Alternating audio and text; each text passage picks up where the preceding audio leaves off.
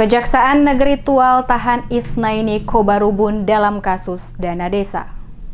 Kejaksaan Negeri Tual menahan salah satu mantan kepala desa Abean Kameyar, Kecamatan Kei Kecil Timur, Isnaini Kobarubun, setelah ditetapkan sebagai tersangka kasus dugaan KKN dana desa Abean Kameyar tahun anggaran 2018. Penahanan tersangka Isnaini Kobarubun oleh tim jaksa Kejaksaan Negeri Tual yang dipimpin Kasih Intel Kejari, Iwan, di mana tersangka dijemput oleh tim langsung dari rumahnya. Namun sebelum dibawa ke kantor Kejaksaan Negeri Tual, tersangka dibawa tim jaksa ke rumah sakit untuk menjalani pemeriksaan kesehatan, khususnya rapid test COVID-19.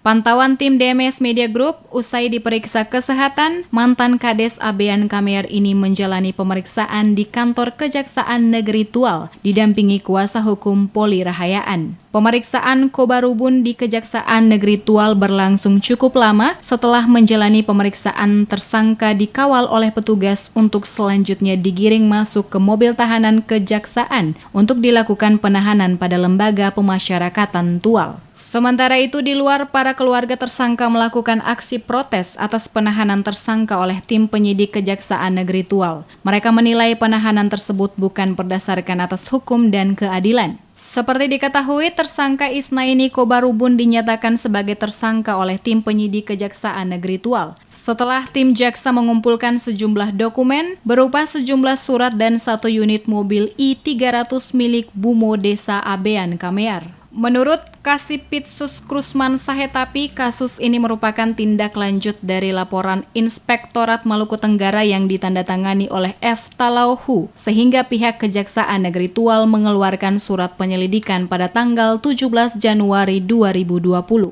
Sahetapi menambahkan, dalam pemeriksaan pihaknya menemukan adanya kerugian negara, sehingga kasus ini ditingkatkan ke tahap penyelidikan pada Maret 2020, namun karena virus corona prosesnya ditunda saat itu dan baru diproses lagi. Sahetapi mengaku pihaknya dalam kasus ini sudah memeriksa 38 saksi, termasuk saksi dari bagian keuangan kantor Bupati Maluku Tenggara terkait dengan barang bukti pencairan keuangan dana desa berupa SPM dan SP2D.